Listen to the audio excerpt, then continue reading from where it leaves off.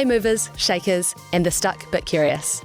I'm Freya Gordon, and this is Good Shift, the podcast that helps you figure out what's next in your career and make a move with confidence.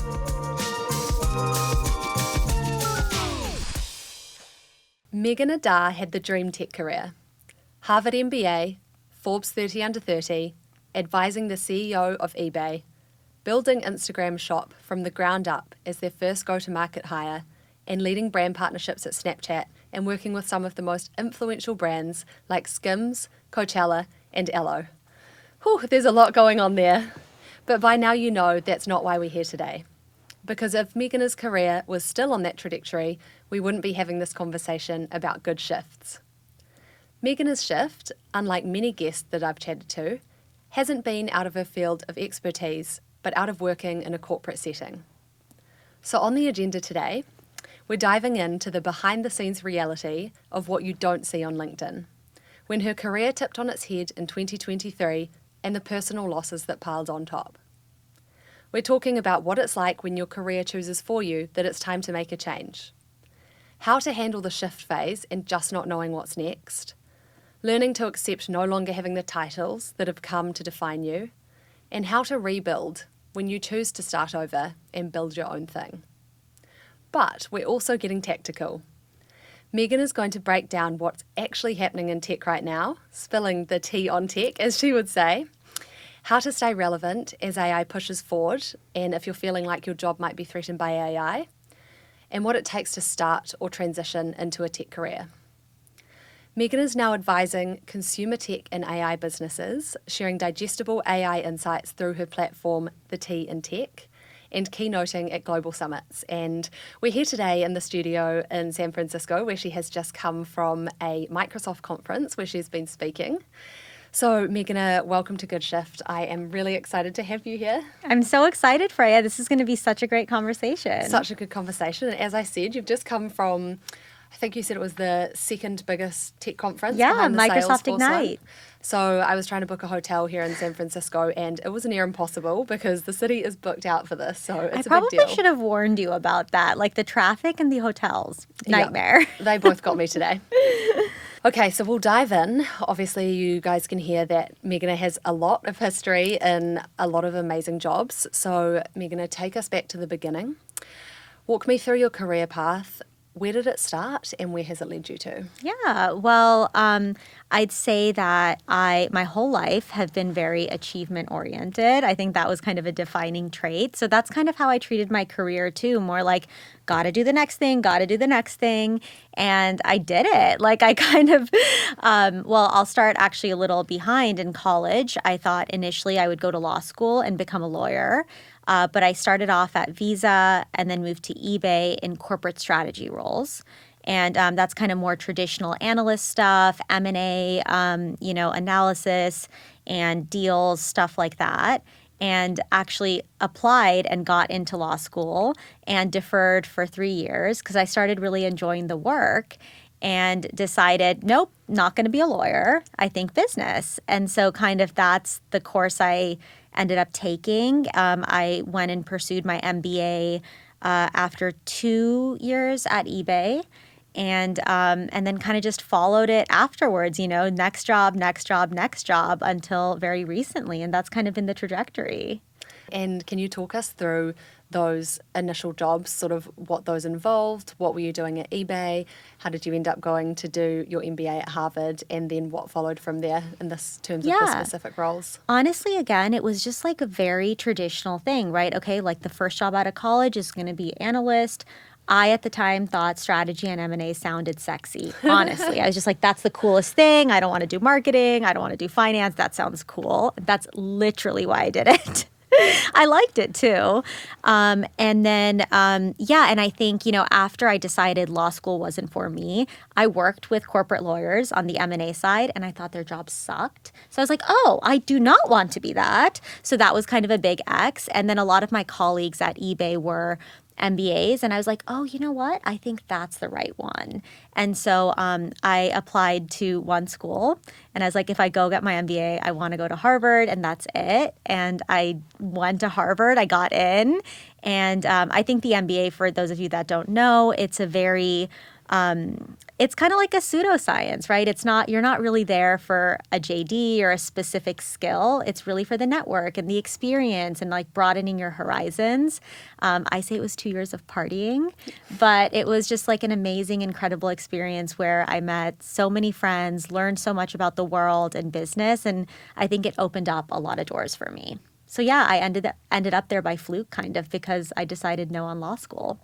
Yeah, I love that you got to take that experience from when you were in M&A, Yeah. saw what law might look Yeah. like for you on the other side, and then think, okay, no, Nope. that's not for us. And I do think that's an interesting thing about here in the US, how your studies can be more general from the outset and then you pursue something afterwards. Whereas in New Zealand, for example, if you want to study law, you go straight into that. It's not a postgrad. Right. So that's cool that you have the benefit of doing that afterwards and Yeah. actually going into a job. But I mean, I think that can be achieved through summer jobs, internships, and different things before you actually start college as That's well. interesting. Yeah, I never thought about that. But I think it's like that a lot of places globally. Yeah. Were you happy with the major you chose? I actually did law. Oh, you did law. I Okay. did law, yeah. I did law and then I did property law for Okay. 3 years. And Okay. then when we moved up to the US for my husband's business, I started working in that and now I do marketing, which is obviously Amazing. such a broad term, but Amazing. the story's about you. So I would love to hear, after you did the MBA at Harvard, what was next and how were you thinking about those moves? Yeah, I think it's funny because I think the picture connects so easily looking backwards or, you look at my LinkedIn and you're like, oh, Harvard, this, that, so easy. But the truth is, at Harvard, I felt like a huge imposter. I mean, obviously I'd gotten in, but I felt like the stupidest person there. Obviously wasn't true, but like, it's a feeling, everyone there was coming from a hedge fund or consulting and like so serious and proper and like seemingly smart. Whereas I felt like this, Bay Area girl, tech girl, I felt out of place. And so I think my journey at Harvard was very much about what's my niche. I was always trying to find like, what's my niche? Like, everyone's so impressive and amazing and smart. And eventually, they intimidated me, but they eventually all became my best friends.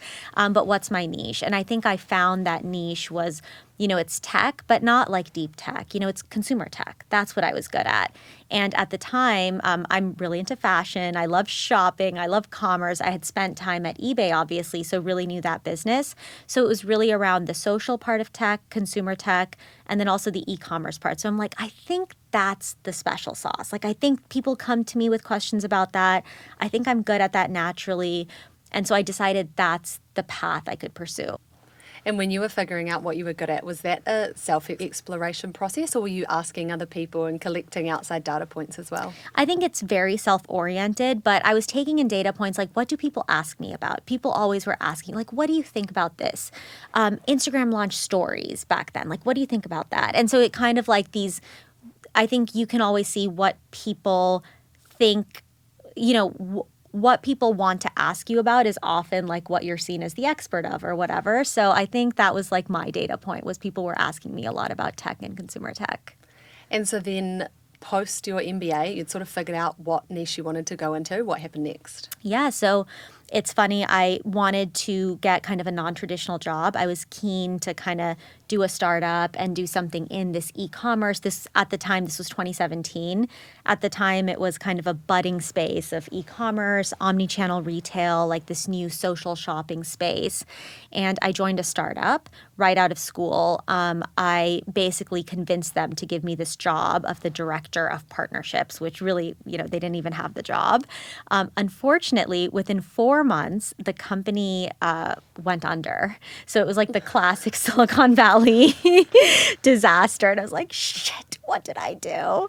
And I'd just gotten the job and it was kind of like a panic mode. Like, oh my God, the company's going away. I'm going to be jobless, like not even 6 months after graduation.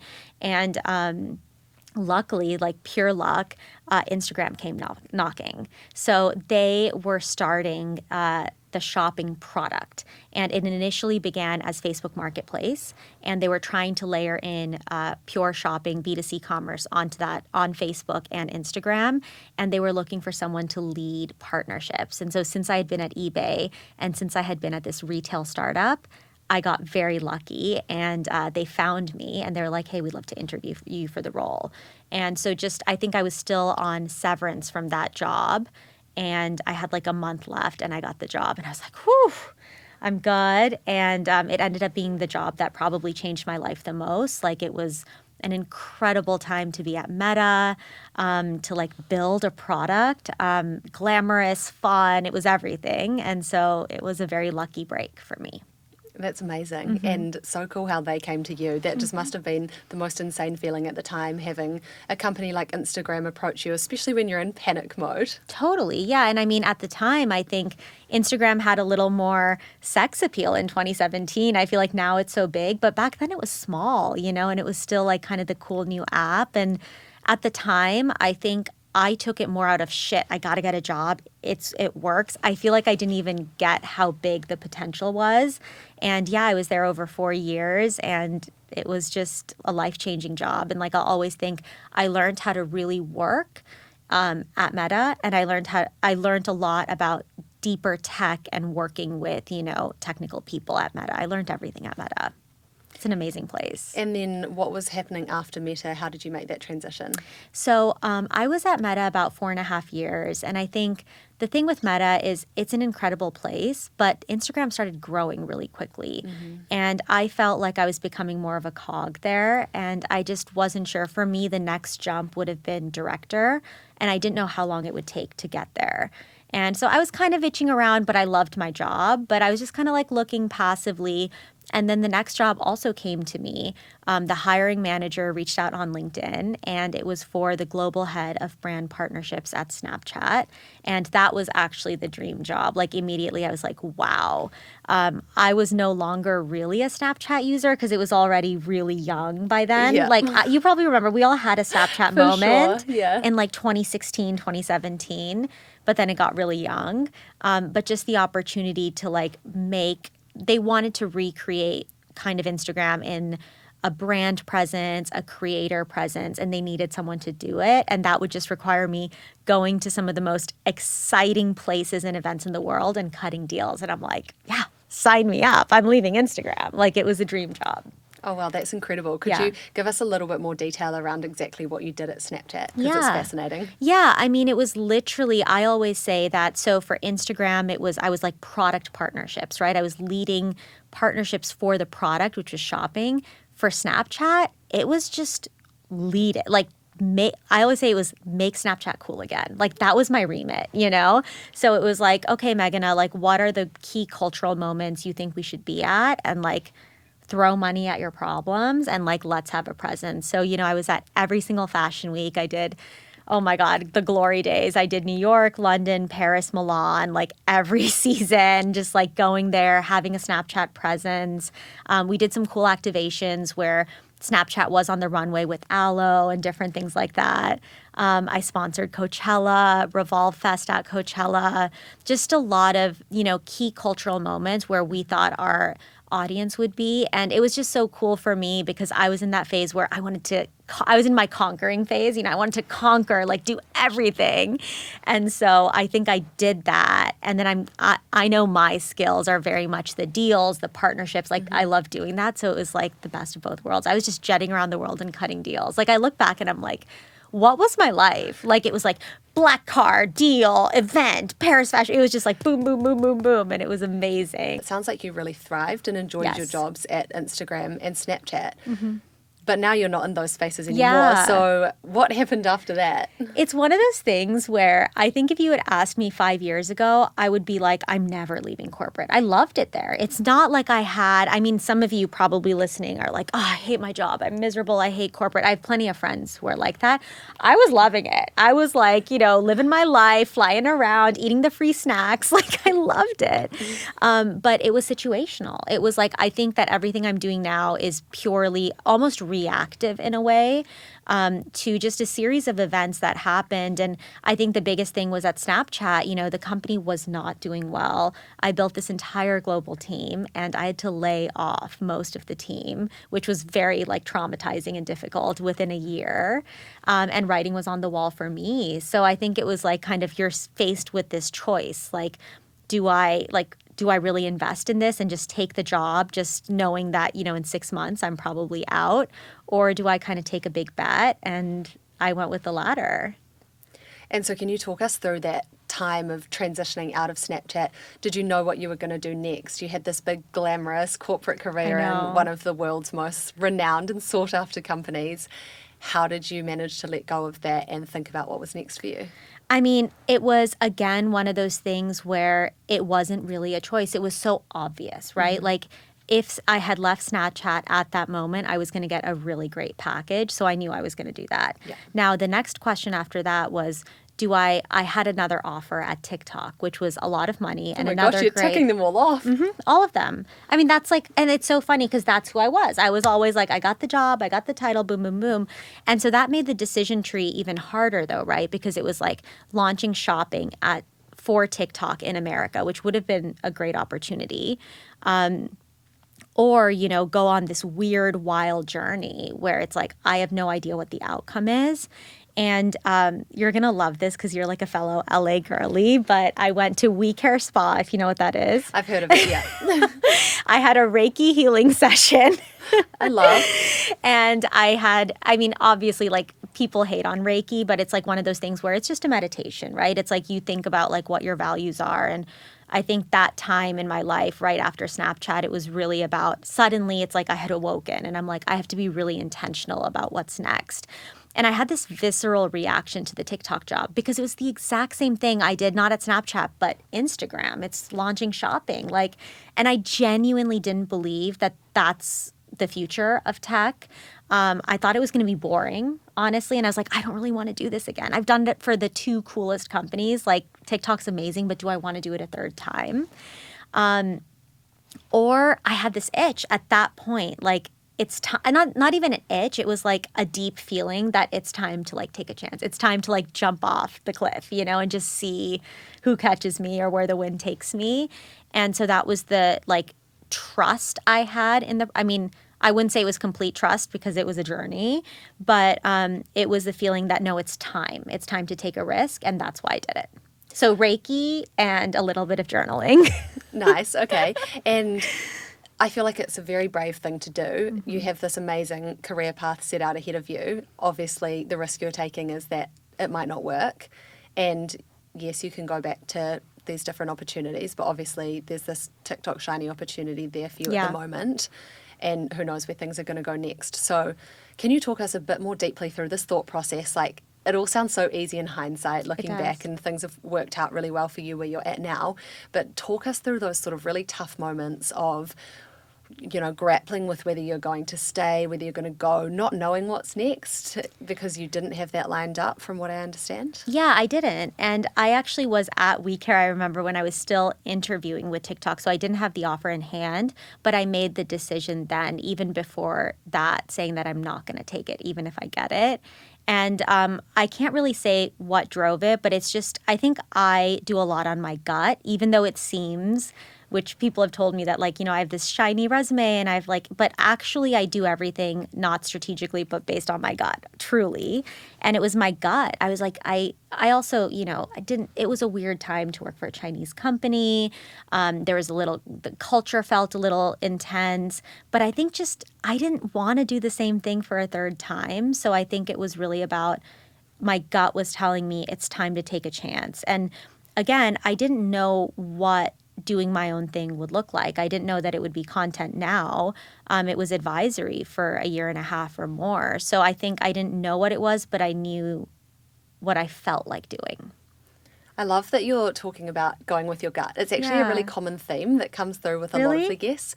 And I think that's an interesting thing to tap into because people often don't know whether to stay on what feels like a really strategic path, which I think may have led you to stay in the corporate world if you'd been fully strategically focused. And so I can sort of sense from what you're saying that it's that gut check that really threw you into wanting to try something new and branch out. Totally. Yeah, it's gut. And I mean, hey, I made some good money at Snapchat and I had a great package. And I think that financial comfort also allowed me the flexibility to be like, fuck it, let's go see where this goes, And I have that kind of spirit of adventure. And I was like, this is what I want to do right now. So that's all I can say. I just knew I wanted to say goodbye to corporate and then see where the journey took me. And I know that you went through a rough period at the sort of time when things were finishing up with Snapchat. So you obviously were in a more vulnerable place. Yes. I know you had a lot of personal things going on. How did that help or hinder your mindset at that point? It was a crazy time. I think without like kind of trauma dumping on your audience, I think it was like really like the worst year of my life in so many ways. And I think that also says like everything had gone perfectly in my life, candidly, right? Like we all have issues, but like everything had generally worked out. And then this was a year where literally nothing worked out. And so very high level, it was, the job, or even before the job's horrible breakup from someone I thought I was going to marry. The job stuff was super painful. The layoffs, like people I hired, was really tough. Car accident, very serious family health stuff. Dad was in, 3 surgeries in a year. And then multiple things, again, without going, without trauma dumping, but it all kind of cap ended in my home in Venice Beach getting fully robbed. Did we talk about this? You mentioned that. Yeah. I was just thinking when you were telling me this, like before we talked on this interview, that is one hell of a year. It was a hell of a year. And I don't say this to be like, pity me. I literally look back and I'm like, I needed the kick in my ass. I mean, obviously no one needs it. I don't wish that upon anyone. But actually Meredith, our mutual friend, and I shout out Meredith. She gets a lot of shout outs on this pod. We love you, Meredith. She deserves it. But she actually, I remember when we first met, she kind of framed it up as a shedding. And I really resonated with that. It was a shedding. It was like a very physical manifestation of shedding my old life. And I'm like a little bit of I love the literary stuff. So I really think about it as, you were looking in the mirror, and I really, I found a lot of comfort in the artifices of like the Harvard and the Snapchat and the boyfriend. And that's who I was. I like the superficial. I'm not afraid to admit it. Or I liked, the accomplishments or whatever, the medals on the coat or whatever. And I think then I was looking, very metaphorically in the mirror, and you see all of that stripped away, right? So like all of these pieces that supposedly made up your identity, down to, every article of clothing I had, all my technology, all my handbags, like all these like little things that I love and cherish. Yeah, you're like, this metaphor's gone too far. It's gone too far. I had the clothes, literally had the clothes on my back and my car after I was robbed. But of course there was trauma there, but more than that, I think it was like clean fucking slate. Let's go, and it's truly that like blank slate of, who am I without the job, without the boyfriend, without all, the equity or whatever it was. And so like, you really have to then look inwards and find, what are my values? Who are my people? Like, what's actually important to me without the artifices? And like, that's a journey inward that I hadn't really had the time to ever do, or the need to ever do, until it was all taken away from me. Yeah, you had a real impetus to start that journey. Yeah. And what were some of the hardest things that you learned about yourself or your journey that you had to push through in that time?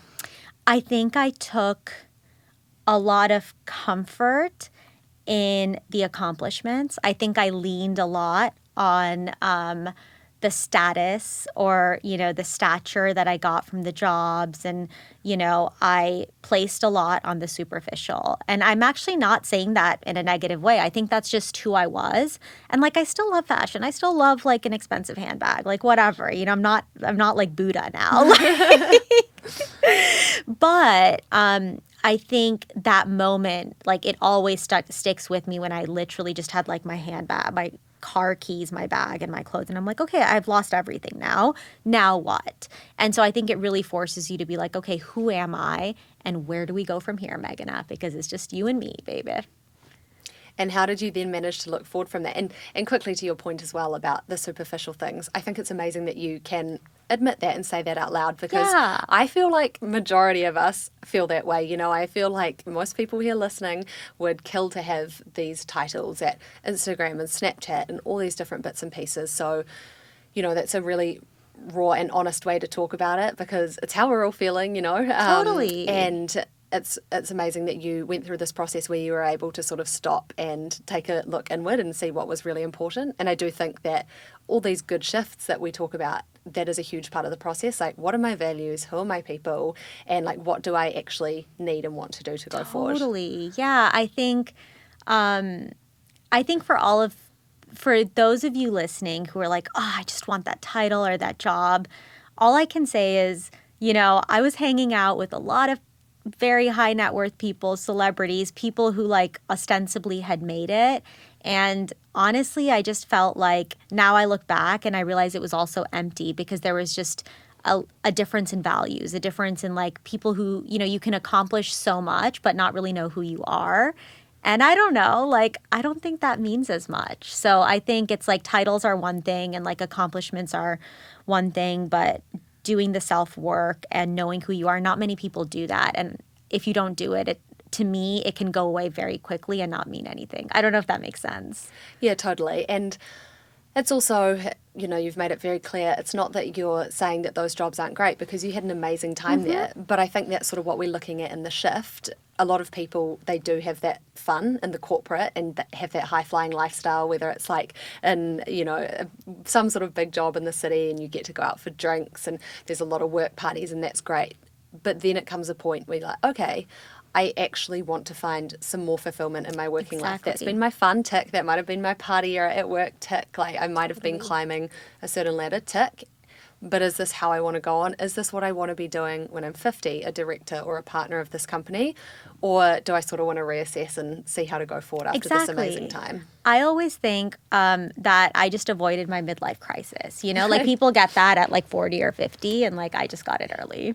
Yeah, totally. Before we move away from Instagram and Snapchat, I know that so many people listening will just be fascinated by these companies. So as you'd say, we'll spill the tea a little bit. Could you let us know a few things that were, the good or the bad, like some intriguing things about working at Instagram or Snapchat? Are they really all that, we hear them to be? And I've heard some positive things from you now, but what are we missing that goes on behind the scenes? So I think with Instagram, I'll talk about Meta because I just spent so much time there. I think it's just an incredible place to work. And I'm not just saying that. I think you have the best and the brightest around you, and it really pushes you to work harder. It's one of those, I've worked at a lot of big companies. It's one of those big companies that doesn't feel like a big company because things actually do work very efficiently. Their motto is move fast and break things. And, it was like that. And things moved fast. I was given a lot of autonomy, fly wherever you need to get the deal done. You have ownership. And, I don't know. I just think it's a really well-run company. Now, the flip side, I'll also share the tea, is it was cutthroat. And I've heard Google is easier. I've never worked there. But like Meta, like at the end of every half, which is, we ranked it 2 quarters is 1 half, you were stack ranked against your peers. Like, oh, wow. Yeah, literally, like there are people like stack ranking you and, they were not afraid to give you poor ratings. Like it was cutthroat. And so you've got to have a thick skin. And I think the first half of mine, I didn't perform very well because it was a completely new culture. And this is a funny story, but I always say it, which is one of my peers had been there very long and he was doing half the work I was, but he was posting about it. And he, wasn't afraid to like brag a little. Whereas I was like, woman in business, very humble, as we all are. And, he got a big promotion and I actually got a below meets, which is not good. And it was simply because I wasn't sharing my wins. And so that was a key learning, right? So at Meta, it's social sharing. Like in order to get credit for your work, you have to share it. And I'd advise everyone listening, as I assume as a lot of women, like always share your work, like share your wins because the guys are doing it and Meta or not, people notice. That's such a good point. So you mean like sharing your wins on LinkedIn, for example, 100%. So that you're building up your profile there? 100%. So at Meta, we had an internal Facebook, which is like our work Facebook, and they wanted all of us to share. Oh, that's so funny. So yeah. I see how that works into their culture, that they're really driving everyone to be better and better because you're seeing how well everyone else is doing. Exactly. And naturally, you don't want to look like the idiot who's not posting anything. Okay, and I understand how it would have been hard to adjust to that culture initially. It's so different. A very different way of working. It's very different. And it's not something that's talked about as like something that I knew about Meta. So going in there, you could definitely be a bit blindsided. Totally, yeah. And it's literally, obviously, the company is based on social sharing. So the work culture is about social sharing too. And I took that with me at Snapchat, which didn't have an internal Facebook, but had, they just use Slack and stuff. But you realize that, accumulating, sharing your wins, talking about what you do, even at work, even if it's not a win, just like that visibility and transparency will always serve you well in tech. You're positioning yourself. It's personal branding. And personal branding doesn't have to just be on LinkedIn or on Instagram. It can be at work too. And I think people should do it, especially women, because I think we're shy. Yeah, totally. We're humble. Yeah, absolutely.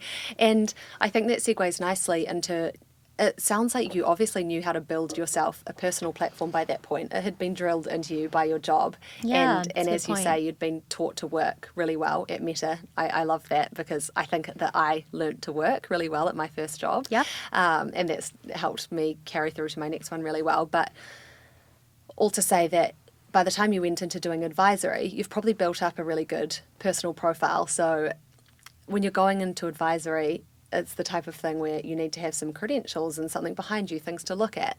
Can you talk a little bit about how that platform helped you start getting advisory clients? So it's funny. Everyone always asks me how I started advisory. And it's one of those things, again, that came to me. I was kind of trying to think about what to do. I liked the advisory. I liked advisor. Again, sounded sexy. I'm like a sucker for some good branding. And I'm like, that kind of sounds interesting. So that's kind of why I geared towards it. But I had also gotten a lot of inbound in my previous roles asking to be an advisor. And I couldn't do it because it was conflict of interest when I was at Snap at Instagram. So then I was like, oh, that's an interesting title. That's something I could pursue. So that's kind of how I went down that route. It was inbound. And then the second tool, which we've talked about, ended up being LinkedIn. I started right after leaving Snapchat. I was unbound from corporate communications roles and, PR people telling me I couldn't talk about things. So I started posting on LinkedIn, and not in a like braggy way, but more just like analysis of the industry. And that started taking off and generating interest in my profile as an advisor. And this was the first thing that you did after Snapchat. Yeah. And so how did you decide to set yourself up as an advisor? And were you nervous to do this? I mean, it sounds like lots of people had been asking you, so that had been in your mind, but it's a very different thing working at a corporate company and having this info than giving it out to people and getting them to pay you personally to do that. It was crazy because, again, I had this I was like, okay, let's just play around. Let's start a business. I'm an MBA, right? So like I'll bake an LLC and like, I don't know. And then I got a designer to make like a brand MD and like a little like logo for me. And I was like, okay, I'm an advisor now. Like, that's it. And in terms of payment, I had no idea, right? And I feel like women especially, but people in general don't share their rates. So, I started asking people, like some people started sharing their advisory rates. I kind of figured it out. And immediately, like it clicked. And I was like, oh, this works. I was getting paid. And there's something here. Again, it was not nearly as much as I was making in corporate, but it was just that, okay, I'm barking up the right tree and it's worth exploring. So that's how I took it. I was like, let's see what happens. And what sort of pace were things moving at when you started advising? Was there a point where you were thinking, oh, I'm not sure if this is going to work, this seems sort of hard? Or did your whole background just really set you up for that and you were on a really great trajectory thinking, okay, this is going in the right direction, I'm feeling positive and confident about it? I think if I'm being super honest, it was one of those things that seemed to be doing really, really well externally because of LinkedIn. And it did have a lot of momentum, but I was still a little lost. Like, I was liking it. I was advising. I was making money. I was working with some celebrities as an advisor, some very exciting brands. Like, it was cool, but like, I still didn't know what it was, So I was still like, and at the same time, my business brain was nervous because I was really banking on social media and my experience at Instagram and Snap. And I was like, Meghana, like, I feel like social media is not it anymore. And this is when AI, ChatGPT just launched. And I was like, I got to like hedge a little, And I think that was more, my nervousness was that, which is I don't want to be known as the social media girl when, it seems like the world, and this was very early still, it was 2023 or late 2022. No, it was around that time. when it was like I could sense, just because I'm, from the Valley and knew so many people in tech, I was like, I sense the tides are shifting in the next year. And so I want to get ahead of that. So I think the advisory was happening. I wasn't feeling super fulfilled. And I had this nervousness that like the future is not Snapchat. The future is not Instagram and like go to market for social commerce. Like that's not it. I make my money from startups who are venture backed, and venture money was moving away from social commerce and towards AI. And so I was like, it just felt like it was time. And so what I started doing, and this is much more recent, I guess that was kind of a year in between, but earlier this year in May, I started posting videos on LinkedIn. And the reason I did that was to drive more business to my advisory, to think, okay, that's going to be my new top of funnel, because the advisory business, again, was high highs and low lows. It was not consistent revenue for me. And then, the videos took off. And that kind of became my thing. So for the past 8 months, I'm really doing the content full time, as opposed to using that to drive business to advisory. And so the content, is this the Tea and Tech? The Tea and Tech. And this is across LinkedIn. I know you're also on Instagram. Yeah. Are you on any other platforms? Yeah, I'm on TikTok, but I don't have a big following. I'd say my primary audience is LinkedIn, and then secondary is Instagram. And so, yeah, my first Tea in Tech video, again, the name just like came to me. I'm like, let's just try this. Actually, my LinkedIn creator manager, I had been writing on LinkedIn for about a year. And the LinkedIn creator manager was like, you know what, you're good on video. I think I'd like shared a speech or something. He's like, you should just do some face to camera stuff. And he's like, you worked at Instagram. Like, why aren't you doing it? Like, you have a great personality, just do it. And so I did like probably a couple videos in like April without the branding, maybe like February through April. But then I got serious about videos and like branding it as the Tea and Tech in May. And it just kind of came to me. I was like, what do I want to be known for? And I was like, I'm kind of like, I'm feminine and I'm girly and I love spilling the tea with my friends. But then I'm also smart and like I went to Harvard and I'm deeply embedded in the Silicon Valley. So like, how can I marry these two? And so kind of I came up with, okay, let's do the Tea and Tech. And, it was a slow burn. It took a long time for it to take off, but it also helped me refine my voice, my messaging, again, aligning with my values, that kind of thing. I love that when you've been going to choose your niches and Yeah. everything, you're like, okay, what do I like here? And you're pulling all these Yeah. pieces you like, the smart piece, the fun girly piece. Yeah. And you obviously did that when you were trying to find your niche after you did your MBA as Yeah. well, thinking in tech and fashion. Mm-hmm. So it's cool to see you pulling on your passions to pull into something you want to do, which I think is obviously what's really helping you find fulfillment in what you're doing now. And we'll come to that soon. But I want to understand a little bit more about LinkedIn. You chose that as your primary platform to begin with, which is interesting because you've worked at Instagram. Yeah. I would have thought maybe you'd start there. Yeah. So can you talk us a little bit through why LinkedIn? Why do you think that's worked for you? And then for people who are thinking about getting their personal brand, advisory, whatever that may be for them started up, how should they think about the different channels? Because it's something I've had a bit of overwhelm with myself.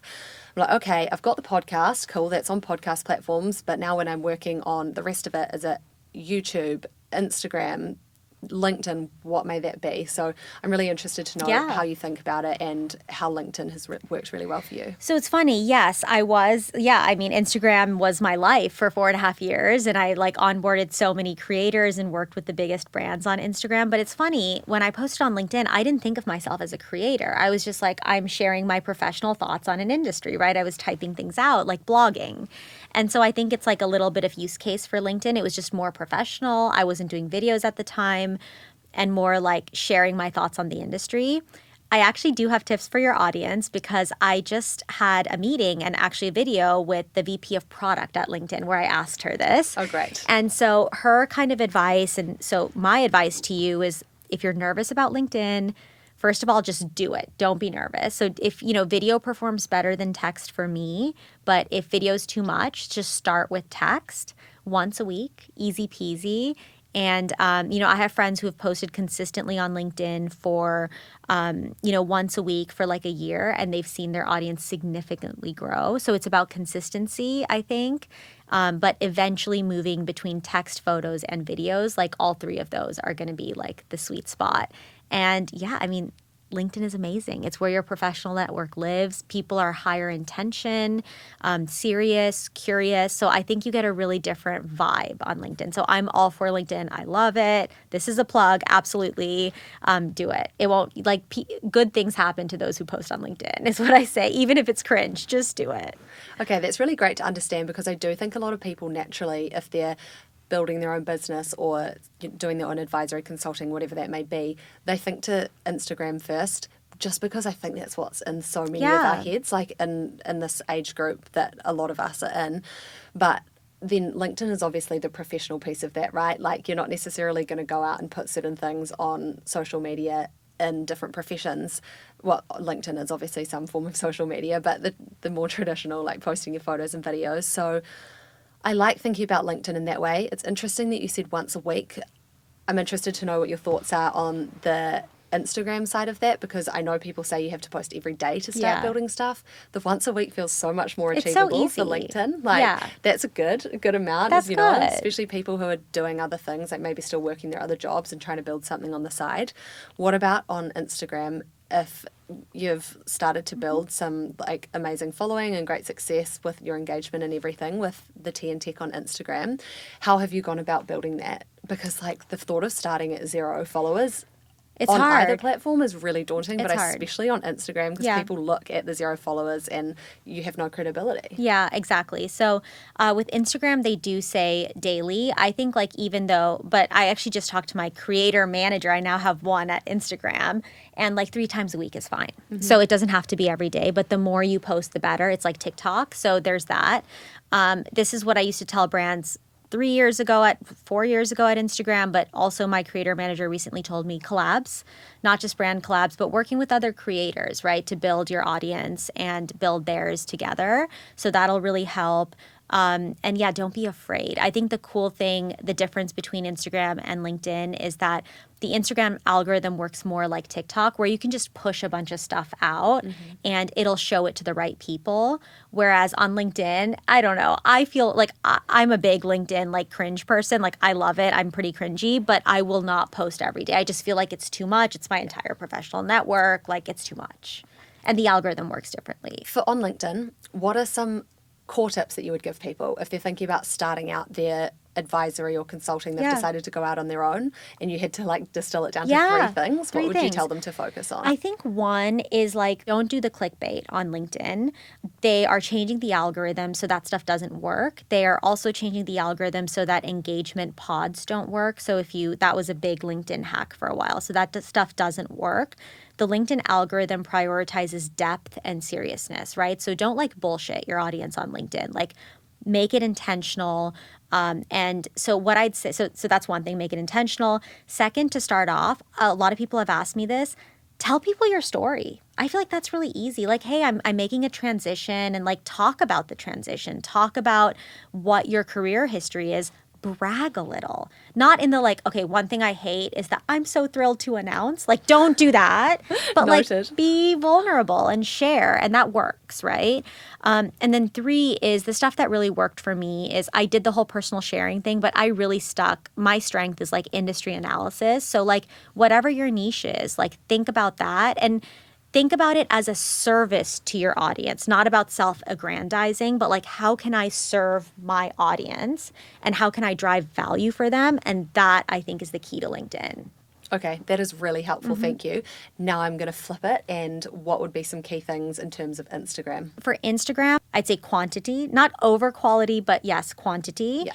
Stories, like that engagement is really important to them. So keep posting the stories and staying engaged. Responding to comments, even if it's cringy or annoying, it helps with the algorithm. And 3, I'd say like look at your metrics and see what's working and what's not. Like there's different styles. I just started the interview style, and candidly, that isn't performing for me right now. So now I'm thinking, how can I change it? How can I find is it a different editing style, or is it a different, different cuts that I use? So I think being analytical with Instagram works. So much great advice there. Great. Thank you very much. I love that. My brain's churning. Yeah. So social media aside, what else do you think actually matters? Like, what really matters? Is it podcasts, networking, getting in rooms? What's making a difference for you as you're building out your own brand and business? So it's really interesting because now what I'm doing is I'm investing in the tea and tech, as we talked about this, a media business. Like it's my media startup now. And I had toyed with like starting a company or doing advisory. And I'm like, no, like this is my media startup and I'm going to mess with it like a media startup. So what's funny is that my partnerships background is coming into play now, which is, I was at Microsoft today. I was at Salesforce earlier this year. I mean, I was just at Google 2 weeks ago interviewing their VP of search. Last week, interviewed the VP of product at LinkedIn. So I'm getting all these intros and access for the media brand because of my partnerships background. I think it comes down to relationships, using your network, but also being sincere about it. I just feel like people can tell when you're networky and slimy from a mile away. So if you're trying to build authentically. And Meredith and I always talk about this, so you probably know, but like go where the energy flows. Like where are you getting the energy back from people? Go there. If you're trying to force a business relationship or a partnership, and this is true on the biz dev side of things, don't do it. It's not going to work. Like it needs to be easy and it needs to be mutual in relationships and partnerships and everything. So that would be my advice. Like that's where the energy has flowed for me. I feel like I was very stuck with advisory for a long time, but as soon as I started the tea and tech, it started flowing again. So I always chase that like flowing vibe. Cool. Yeah, that's interesting. So when you were feeling a bit stuck, how did you work through those stuck feelings? So many people listening to this podcast today are in a stuck phase, and that might be that they've already made their shift and now they're in a bit of a stuck phase, or it might be that they're waiting to shift and they're in a stuck phase. What would be your core advice to get through stuckness? Well, I'm going to go a little philosophical on this. Are you okay with that? Great. You can do whatever you want on this podcast. So we talked about this, and it's a concept that's like it's been very crystallizing for me. So I kind of grew up with two traditions culturally, I'd say. So I'm of Indian origin. My parents emigrated here in the 70s from India. And then, growing up, my dad was an engineer and then a VC. And at that time, we traveled to Japan a lot for his work. And then my school also had a sister school in Japan. So I spent a lot of time in Japan.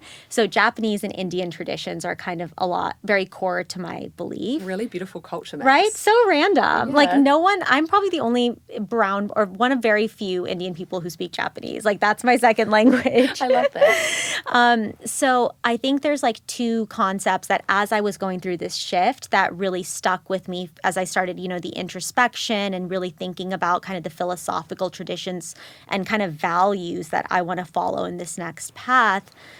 For the Indian tradition, there's this concept of dharma, which you and I have talked about. And dharma, for those of you that don't know, is this concept of like your life's purpose, right? Like your moral compass. And each person has their own dharma. But you have to find it, right? And like supposedly in the Hindu tradition, if you follow your dharma, everything goes right, right? And so like I'm not religious about it, but for me, I think that's a really beautiful thing to find why you were placed on this earth and follow that moral compass authentically, right? Then in the Japanese tradition, there's this concept of the ikigai, and that's the concept of your life's purpose. And that I think dharma is a little more internal, but the ikigai is more external. So how do you leverage your joy, your purpose, and your strength into your job? And so I think the two actually fit really well together where, you take your dharma and how do you build that into your ikigai? Like how do you take your moral compass, what you think is right and what you're meant to do on this world, and how do you marry that with your job? And like that's the journey I'm on. Like I'm still figuring it out, but I think it's like a lovely framework, and I created it, so thank you very much. But like again, I don't know that that's the solution, but it's been a really interesting framework for me to pursue as I am in the shift. That is such a beautiful framework, and I loved when you mentioned the ikigai because a few other guests have also mentioned that, and obviously that comes back to finding your fulfillment and purpose, which is such a core theme of this podcast. I actually think you're in an interesting phase because you have it somewhat figured out. You're on a great path and you sort of know where you're going next. But you're still in the shift phase in a lot of ways. You're still trying to figure out exactly what it is. You're testing what works and you're building that out. And I mean, I guess we're always all in the shift phase still. Totally. But, you're really intentionally still in the shift phase where you're trying to continue building on what you've got. So thank you for sharing that Of philosophy with us. course. I forgot actually to bring that back in here after we'd had that initial conversation. Yeah, but no, I'm I happy you love it. did, I 'cause think I love about it that. often, and I think it's like such random concepts, but they completely different traditions, but they actually go together quite well. So I'd encourage people to think about it that way. While we're on those sort of mindset shifts and how you think about different things, what were your core limiting beliefs? Either through your career, I'm sure that they've changed over time. So maybe we start with your core limiting beliefs when you were moving through the jobs at Meta and Snapchat. And then what were your limiting beliefs about having to move into something new, and how have you overcome those? Wow, that's a great question. I think when I was at Meta and Snapchat, the core limiting belief was that I could never be on my own. Like, I'm a corporate girly, you know? And I think I always had this curiosity about startups. I grew up in the Silicon Valley, right? Like, I grew up in tech. Like, my dad was an entrepreneur. Like, I was raised in that world. And somehow I was always terrified of it. And so I think there's definitely something there. Like, oh, it's not for me. It's not for me. I always used to say that, you know, like my dad did it. Like, I grew up there, but that's not my vibe. Like, I'm a corporate girly. Or, you know, a more traditional, I'm taking a traditional corporate path. And so that was a limiting belief, but there was always that curiosity. And I think that's how I used to suppress the curiosity. So that I think was a really big limiting belief. And then the universe took care of it for me. Like, I had no choice. So I did it. So there was that. And then with starting my own thing, I mean, I still feel the imposter syndrome, right? Like people, I actually make a joke, which is that, and it's true, which is my vibe up until the shift was I was the party girl. Like, I was the fun friend that everyone was bringing out. I had the glass of wine in my hand. I was the not entertainment, but like I was funny at the dinner parties, and I was the, you know, the entertaining friend. And suddenly, like with the LinkedIn and with advisory and everything, I started becoming the friend at the dinner parties. People were like, "Hey, Meghana, did you hear about this like news headline? Like, we'd love to hear your thoughts." That was a shift for me. And I was like, "Whoa." And again, as you pointed out, I love getting data points from people. And so for me, that was a data point like, oh, whoa, I'm like smart, or like I'm like the girl that people are asking about these new concepts. And that was really powerful. So I think that feeling of like, no, I'm not just like party girl Megs, but I'm actually building something, and it's authentic and people are noticing and also resonating with it. To me, that was like the shift. That's really cool. And I love that you have gone from, you know, being this sort of big party girl in your mind to be like, oh, I can actually have different sides of that too. And have both. And you sound like a great time. I'd love to go Yeah, out with no, you. It's a it's shame we're both. both busy I after this, because know. otherwise we should be going out for drinks, really. 100%. We could digest 100%. on wine and tech. Yeah, exactly. I love it. So I want to talk a little bit more about the identity shift that you went through, being the corporate girly, the big Instagram, Snapchat dream job person, to this more professional sort of tech identity, having to build your own thing and not necessarily having this amazing title behind you. How did that feel? And was that something you had to grapple with? Yeah, I mean, it was part of the shedding, right? The great Meredith shedding, which is just, you know, I relied as a crutch on my titles and the status that they gave me, the money they gave me, everything. It was kind of my identity was resting on the merits and or the accolades. And I think when I moved to advisory, actually one of the biggest things I struggled with was, how do I introduce myself? Which is so stupid, but like, what am I? I'm like Meghana, but what am I? And so I, you know, even going around at dinner parties or whatever events, I was always confused, like, what am I? And I think that's just like the fundamental question in the shift. Like, what are you? What do I want to be? And maybe I'm just Meghana and I'm figuring it out, and that's okay, right? It was uncomfortable. It was different. But it took me, you know, a while to get into, hey, I'm Meghana, I'm a tech advisor. I've done some angel investing, tech advisor and investor. Now I introduce myself as Meghana. I'm the creator of the Tea and Tech in the tech circles, and people know it. So it's weird. Like, it's just, it depends. It's contextual, but it's also like you got to just make the jump and lean into it and do it. Yeah, just have Fake confidence it. in yourself. Yeah, fake it till you make it. I'm happy for you that you've managed to move to the creator of the Tea and Tech, because the title just before that sounded really hard to say. There was a lot of words in there. Hard to say, and like, Like it's not 10 minutes me. later. Like, it's not me. Like, I'm not in, you know, so yeah. And so for someone who's rebuilding and feels like they maybe don't know who they are anymore, what would you say to them? I would say that you have been given an amazing opportunity to start over, which not many people are given.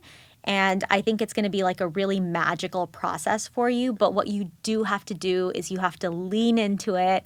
You have to be willing to get into the gritty, messy parts of your identity and what drives you. And it's going to be a tough journey. Buckle up, Buttercup. It's going to be a tough journey. But the other side of it, it's going to set you up for success and like hopefully a beautiful life. I mean, I'm in it. So it's not like I have it all figured out by any means. But like I'm starting to see droplets of hope after what was a very confusing period. And I think those droplets are worth so much more than like a fancy TikTok job. I do not think you could have answered that more perfectly. That was really powerful. Thank you. That was a moment. I love that. So just talking about what you actually are and your role in things, can you just give me a little bit more context around what advisory means? Like, what are you actually doing? Yeah, so advisory for me was focused around strategic advisory and go-to-market. So really thinking about how a brand or business could launch in the market, grow their products, services, that kind of thing. It's funny now, though, as I focus more on content creation, the kind of advisory that people are asking for is different. They're like, how can we do more earned media? How can we do more brand part, which is kind of different. So advisory can mean anything. So for those of you thinking about it, right, it can mean anything. And I think it's going to evolve as my business and role evolves too. So I'm still figuring it out. For someone who's thinking about going from a corporate role into advisory or consulting, are those the same thing or slightly different? Kind of. I think of consulting as more deliverable based and advisors as more like strategic, time based. So consultants might be preparing decks, might be preparing more output for the client. Advisory, you're more like strategic advisory, maybe fractionally leading a team, advising a CEO, that kind of stuff. Okay, cool. That's great clarification. Thank you. That makes a lot of sense. So for someone thinking of going into advisory or consulting, which I now know are two quite different things, how should they be thinking about that? Because I know a lot of people are in their corporate jobs and they're thinking, oh, maybe I will freelance, essentially, you know, going out and doing my own thing. But how do you separate yourself from being just another person that has an opinion? Or, you know, how can you build yourself up as actually having value so that you can do that freelance and consulting, advising, whatever that may be. Yeah. And it's actually a powerful change for you rather than just being like, oh, I don't want to work for someone, so I'm going to make that change. I think the biggest like real talk advice I'd say is it sounds very glamorous, but it's hard and it's a grind, right? Because you're essentially selling yourself as a service, and that can be very rewarding, but it's also high risk and, you know, it's tough. So what I would advise is like 6 months before you decide to do it, make sure that you have clients lined up. And if you make sure you have clients lined up before you do it. But 6 months prior to doing it, start building your brand. It takes at least 6 months, if not a year, to kind of build your personal brand, go through the whole process of like an LLC, branding, mission, understanding your services. That's like, I think it's more like 6 to 8 months of a process. So that needs to happen before you leave corporate. And so like enjoy that paycheck, girl. Take those doctor's visits, all that insurance. And in the meantime, like start setting the fundamentals and the foundations on, because they actually took me a long time to figure out. And I was funding that, whereas I should have been using a corporate job to fund it. Yeah, makes sense. And how long did it take you to set yourself up for advisory? I think, you know, I did it pretty fast because I was doing it full time, but I think like 6 months minimum to really get off the ground. Like luckily I had advisory clients because of my partnerships background, but like a professional business, figuring all of that out, I think it was 6 months. Okay, that's really helpful, realistic advice. And, you know, I really like people to think if they're wanting to make a shift, like how can they do that in the best way possible so that you don't get a horrible shock and completely regret leaving your potentially cushy corporate job. Totally. Yeah, 100%. Okay, well, I just want to actually, no, before we dig into the tech, because I'm very excited to get a bit of the tea in tech, especially because you would have just been networking with a lot of people and have all the up-to-date details. I just want to dive into, if we looked at you as a person from your time at Meta and Snapchat versus now, what would the real story about what's actually changed in your life be? The truth of how you're spending your time and resources now as opposed to how you were then? I think if I'm being honest, I was on autopilot in my corporate jobs, and I think probably a lot of your audience is feeling that. I was happy. I was loving life. I didn't know I was on autopilot, but I was on autopilot. And I think the shift has forced me to be more intentional every day, to like, yeah, I journaled then too. I did, but there's just a different level of intentionality when you're running a business. It's your baby, it's your purpose, and it's the ikigai. It's all blending together. So there's a different amount of intentionality every day when I wake up and in the work I do. And I think that's the biggest shift. Like I'm just more intentional and serious about the work. And I imagine that you spent a lot of time at work at your previous jobs because, you know, what sort of times were you working to at those jobs? I mean, it was a lot of travel. So it was almost like, you know, a lot of 18-hour plus days, and just like you're all over I was working all the time. Yeah, 24/7. Yeah, 24/7. And so you were already spending a lot of time Yeah. at work. I assume you're spending a lot of time now because you're building your own thing, and that takes a lot of time as well. What other things might people notice that have changed? It sounds like maybe you're spending a little less time partying.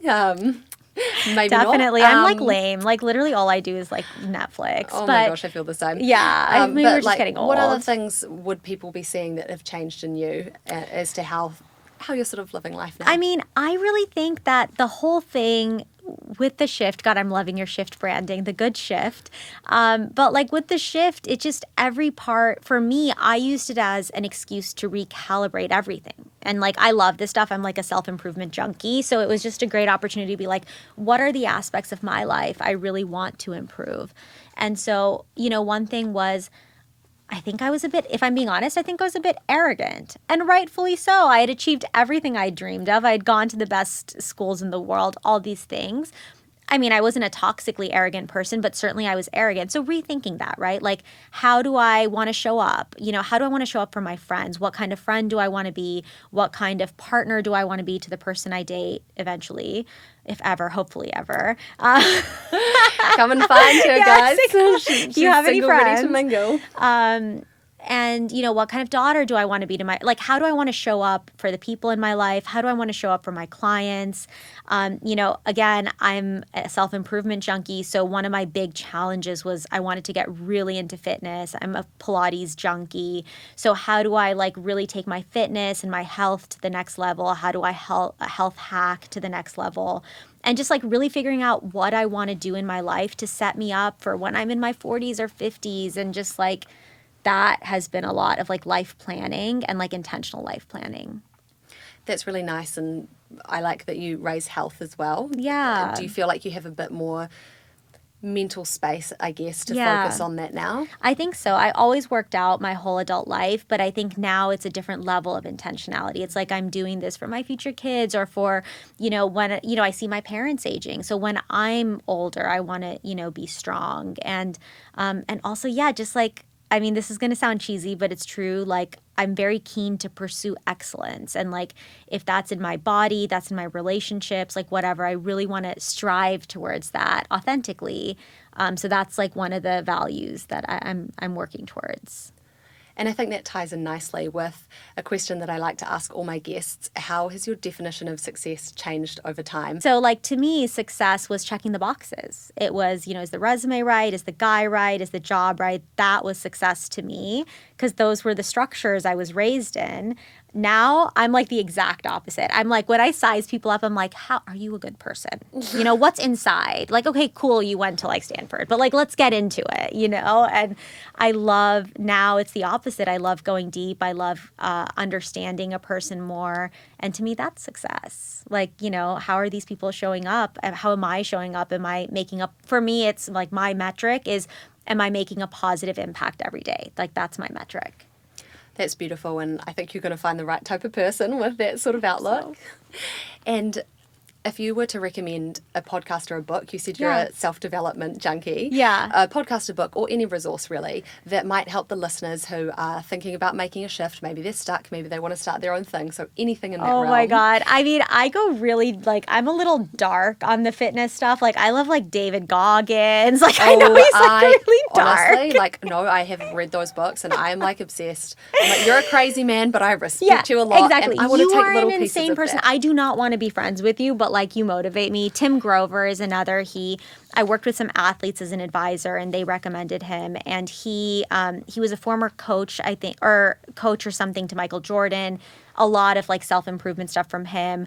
I love the Brian Johnsons, the Peter Attias of the world. Like, I just think longevity science is fascinating. So yeah, I mean, if you're into that stuff, like DM me, I can talk about it. I like love tech, and I love macros and longevity, and these are my passions. And also fashion by the sounds of it. Fashion, Pilates is kind of in there. So yeah. I feel like we have a lot of things to talk really? about. So okay, great. once we're off this podcast, we can dive into other things. Yeah. But I know that people will be itching to hear the tea and tech. Yeah. I love your branding. I've said it like 5 times in this episode, I love it if not too. more.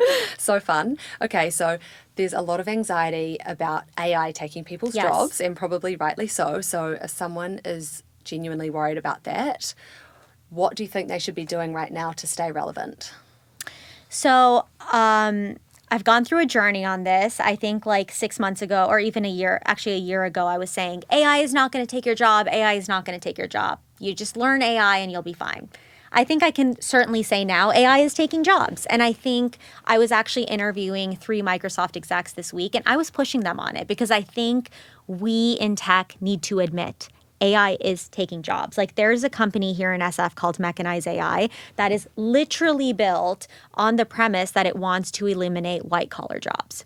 So that's one part of it, right? The second part of it, though, is that truly I believe that the pie is growing. So the net value and like human output will grow because of AI. So there will be more jobs, right? So there are going to be more jobs. It's not that AI is taking our jobs and taking jobs, period.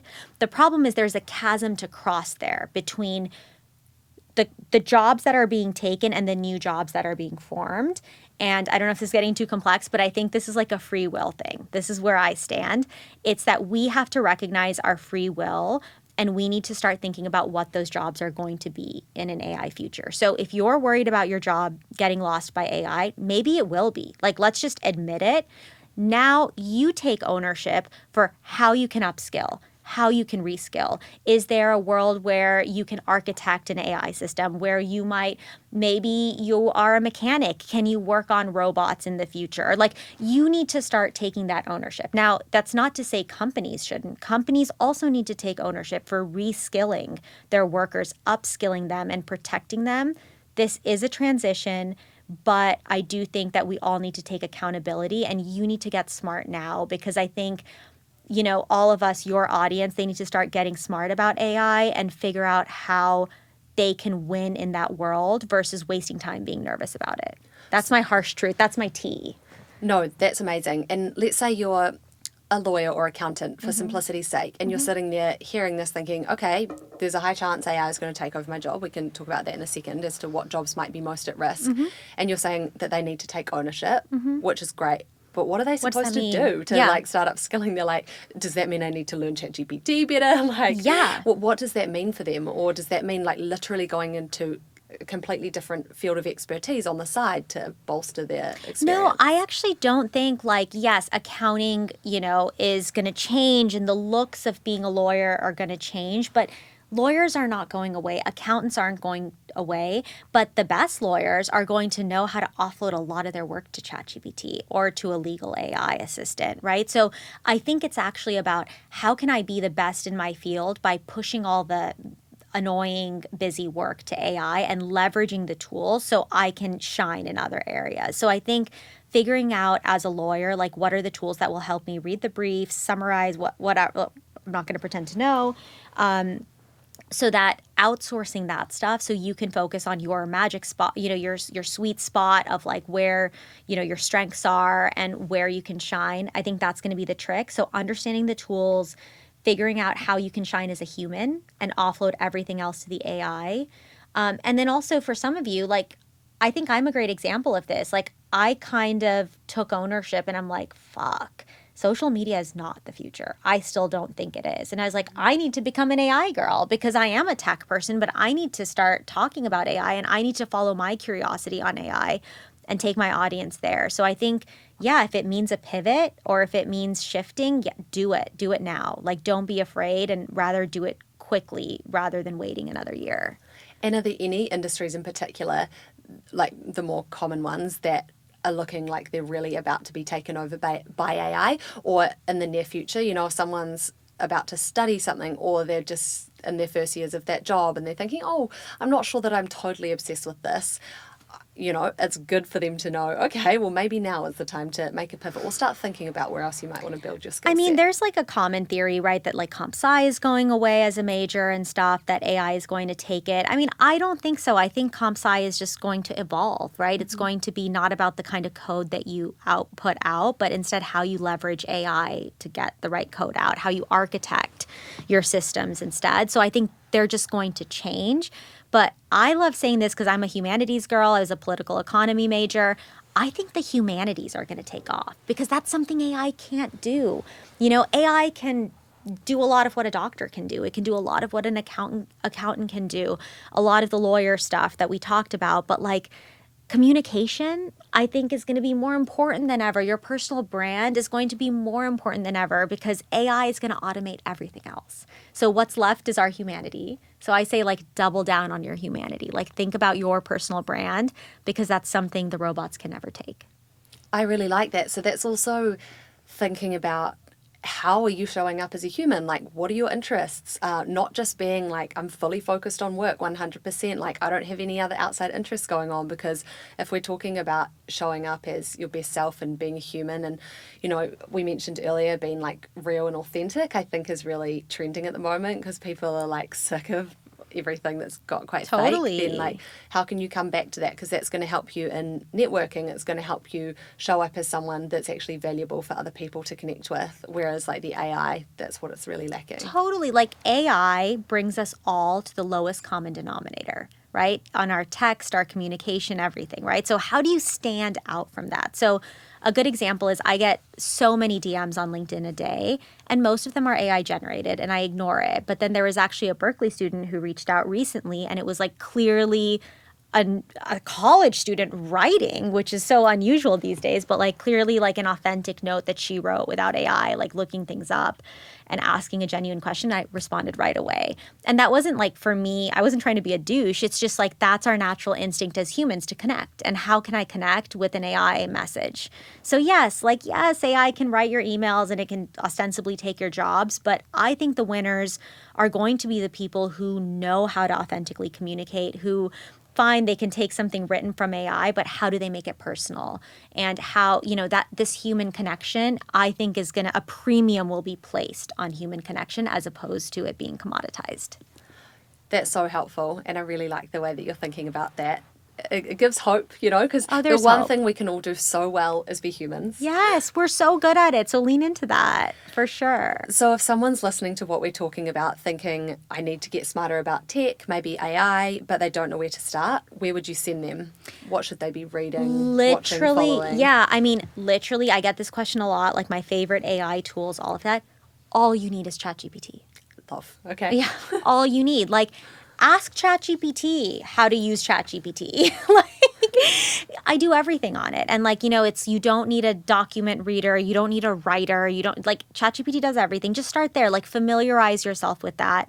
I love using voice mode. I talk to ChatGPT like a freak, but no, it's useful. Like if you're driving, we drive a lot here in California. If you're driving and you have a question, it can look up answers in real time. I prep for meetings on voice when I'm driving to a meeting. Hey, chat, I'm meeting XYZ. Tell me a little about their background. Give me a couple smart questions to ask them. Just start there, start talking to it, and you'll find use cases after that. I've actually done that for interviews before as well, and getting them to play the part of the other person so that it's actually then asking you the questions that person would ask, because we can prep as much as we want. And this was not a good shift interview, but maybe I should use it for that. We can prep as much as we want for an interview from what we think we're going to say, but you never quite know what they're going to say. So I love that. Someone who is sitting here wanting to potentially switch into tech or start a career in tech, they're considering that as a path. What is the reality of getting in, and what are some barriers to entry? Or what are barriers that people think there are that actually aren't barriers? So I think the biggest fake barrier is that you need to be a technical person. I think AI is actually democratizing technology. So I always think about it as AI allows us to communicate with machines in natural language. It's the first time ever in history, right? We used to need code to communicate with computers. Now we can talk to computers. That means that you don't need to be technical to talk to computers to get technical things done. So I say that this is a great time to join tech. It's a great time to start a company. You can vibe code an app, just by talking into an app like Lovable and code and start something. So tech is more accessible than ever because of AI. It's not the opposite, even though that's what people think. What else would I say? I'd say the market is tough right now, right? Like the reality is that there are layoffs happening because companies are restructuring with AI. It's not that jobs are going to go away forever, though. There will be more jobs. I think right now, the holiday time might be rough, but I think next year things are going to open up for sure. And what other advice would I say? Get a referral. Applications never work. Like, get a friend to refer you in because applications are hard. They get too many. These AI companies get like hundreds a day. And so Thousands. if I was sitting here, like I'm in a marketing job at the moment and I'm thinking tech sounds interesting, I am very much like I've done law and marketing because my brain doesn't work that well with numbers. And, coding, I just think that starts to blow my mind. So I've always thought I just could never do tech. There's absolutely no match in skill sets there for me. But from what you're saying, it sounds like that's not really the crux of the job. So what are some core skills that would be helpful for someone who wants to go into tech?